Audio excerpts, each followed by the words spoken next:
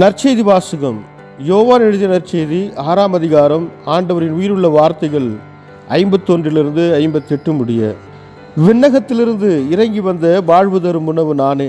இந்த உணவை எவராவது உண்டால் அவர் என்றுமே வாழ்வார். எனது சதையை உணவாக கொடுக்கிறேன், அதை உலகு வாழ்வதற்காகவே கொடுக்கிறேன்.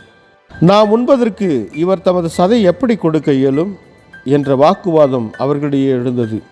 இயேசு அவர்களிடம், உறுதியாக உங்களுக்கு சொல்லுகிறேன், மானிட மகனுடைய சதையை உண்டு அவருடைய இரத்தத்தை குடித்தால் ஒழிய நீங்கள் வாழ்வு அடைய மாட்டீர்கள். எனது சதையை உண்டு என் இரத்தத்தை குடிப்பவர் நிலை வாழ்வை கொண்டுள்ளார். நானும் அவரை இறுதி நாளில் உயிர்த்தெழச் செய்வேன். எனது சதை உண்மையான உணவு, எனது இரத்தம் உண்மையான பானம். எனது சதையை உண்டு எனது இரத்தத்தை குடிப்போர் என்னோடு இணைந்திருப்பர், நானும் அவர்களோடு இணைந்திருப்பேன். வாழும் தந்தை என்னை அனுப்பினார், நானும் அவரால் வாழ்கிறேன். அதுபோல் என்னை உண்போரும் என்னால் வாழ்வர். விண்ணகத்திலிருந்து இறங்கி வந்த உணவு இதுவே. இது நம் முன்னோர் உண்ட உணவு போன்றது அல்ல. அதை உண்டவர்கள் இறந்து போனார்கள். இவ்வுணவை உண்போர் என்றுமே வாழ்வர். இது கிறிஸ்து வழங்கும் நற்செய்தி. கிறிஸ்துவே உமக்கு புகழ். ಯೋಹಾನ ಅಧ್ಯಾಯ 6 ವಚನ 51 58 ಪರಲೋಕದಿಂದ ಇಳಿದು ಬಂದ ಜೀವವುಳ್ಳ ರೊಟ್ಟಿ ನಾನೇ. ಈ ರೊಟ್ಟಿಯನ್ನು ತಿನ್ನುವವನು ಶಾಶ್ವತವಾಗಿ ಜೀವಿಸುವನು. ಈ ರೊಟ್ಟಿಯೇ ನನ್ನ ದೇಹ. ಈ ಲೋಕದಲ್ಲಿರುವ ಜನರು ಜೀವವನ್ನು ಹೊಂದಿಕೊಳ್ಳಲೆಂದು ನಾನು ನನ್ನ ದೇಹವನ್ನೇ ಕೊಡುತ್ತೇನೆ ಎಂದು ಉತ್ತರ ಕೊಟ್ಟನು. ಆಗ ಯೆಹೂದ್ಯರು, ಈ ಮನುಷ್ಯನು ತನ್ನ ದೇಹವನ್ನು ನಮಗೆ ತಿನ್ನಲು ಹೇಗೆ ಕೊಡಲಾದೀತು ಎಂದು ತಮ್ಮೊಳಗೆ ವಾಗ್ವಾದ ಮಾಡತೊಡಗಿದರು. ಯೇಸು, ನಾನು ನಿಮಗೆ ಸತ್ಯವನ್ನು ಹೇಳುತ್ತೇನೆ, ನೀವು ಮನುಷ್ಯಕುಮಾರನ ದೇಹವನ್ನು ತಿನ್ನಲೇಬೇಕು, ಆತನ ರಕ್ತವನ್ನು ಕುಡಿಯಲೇಬೇಕು.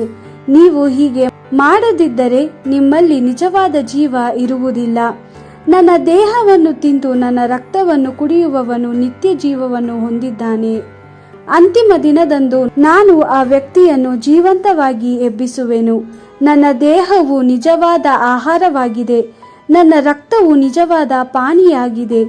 ನನ್ನ ದೇಹವನ್ನು ತಿಂದು ನನ್ನ ರಕ್ತವನ್ನು ಕುಡಿಯುವವನು ನನ್ನಲ್ಲಿ ವಾಸಿಸುತ್ತಾನೆ, ನಾನು ಅವನಲ್ಲಿ ವಾಸಿಸುತ್ತೇನೆ. ತಂದೆಯೇ ನನ್ನನ್ನು ಕಳುಹಿಸಿದನು. ತಂದೆಯು ಜೀವ ಸ್ವರೂಪನಾಗಿದ್ದಾನೆ. ನಾನು ತಂದೆಯಿಂದಲೇ ಜೀವಿಸುತ್ತೇನೆ. ಆದ್ದರಿಂದ ನನ್ನನ್ನು ತಿನ್ನುವವನು ನನ್ನಿಂದಲೇ ಜೀವಿಸುವನು.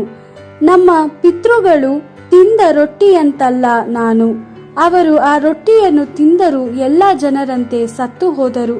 ನಾನು ಪರಲೋಕದಿಂದ ಇಳಿದು ಬಂದ ರೊಟ್ಟಿ. ಈ ರೊಟ್ಟಿಯನ್ನು ತಿನ್ನುವವನು ಸದಾಕಾಲ ಜೀವಿಸುವನು ಎಂದು ಹೇಳಿದನು. ದೇವರ ವಾಕ್ಯವಿದು. ದೇವರಿಗೆ ಕೃತಜ್ಞತೆ ಸಲ್ಲಲಿ. Gospel according to John chapter 6 verse 51 to 58. I am the living bread which has come down from heaven. Whoever eats of this bread will live forever. The bread I shall give is my own flesh, and I will give it for the life of the world. The Jews started arguing among themselves, how can this man give us his flesh to eat?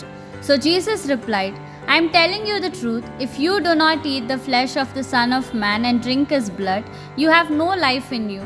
Whoever eats my flesh and drinks my blood has eternal life, and I will raise him up on the last day.